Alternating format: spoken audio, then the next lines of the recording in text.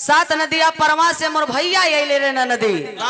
बिरहा जगत के हर कलाकार अपने आवाज में गाए बजाए, लेकिन सरो सरगम का गाये का और हमारे प्रेम प्रचंड कवि के बजाए का अंदाज कुछ अलग बा।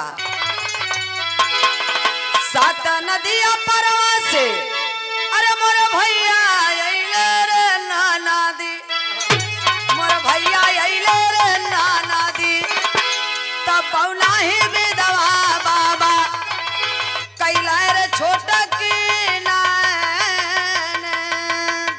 बा लगत है बुढ़वा अपने चक्कर में रहा, तब ससुरा ना विदाई करत रहा। अच्छा, लेकिन गीत के लाइन बकावा। सात नदिया परमा से मोर भैया अइले रे नाना दी, मोर भैया अइले रे नाना दी, मोर भैया अइले रे नाना दी।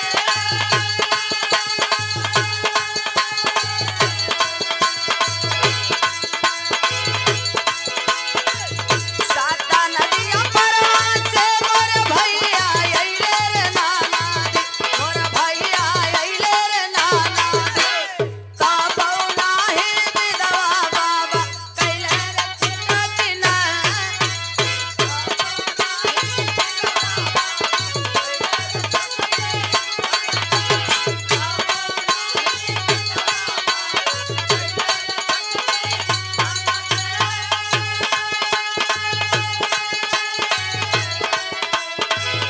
पिसिया कतेलावा करहिया जा रे नाना दी, करहिया जा रे नाना दी, वैसे ही जा रही दिया हमार छोटा की नानी।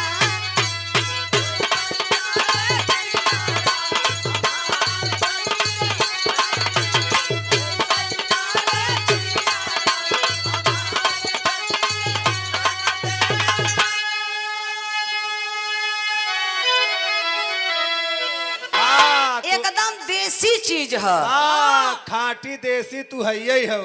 तो तुमके का विदेशी समझ में आवत है का? थोड़ा थोड़ा असम नेपाल का लगत हो, उठवा ने कुरवा से। है? हाँ हो। अच्छा, गीत के लाइन एकर ओरिजिनल का बा, एकदम देसी गांव वाली गीत है, विदाई गीत बा। सावन के महीना में कोनो भाई गैल बा अपने बहन का विदाई करावे बदे।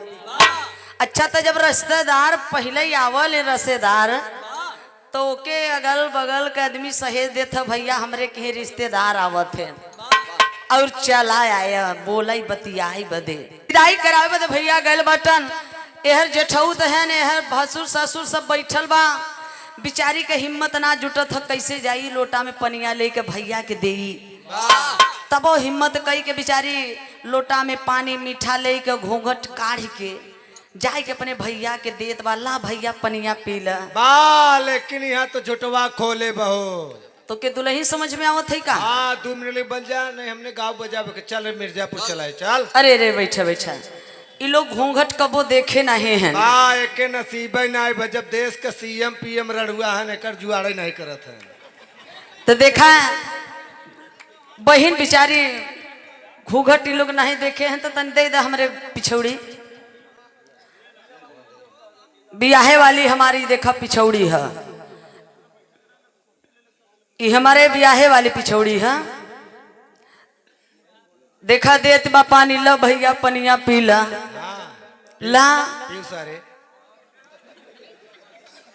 ला भैया कार बहिना ला पनिया पी ला। आय है कहा रोवत है रे? अरे मोरी भैया जितना सिकड़ी अंगूठी दे रहा कुल बेच के दारू पी ले भैया।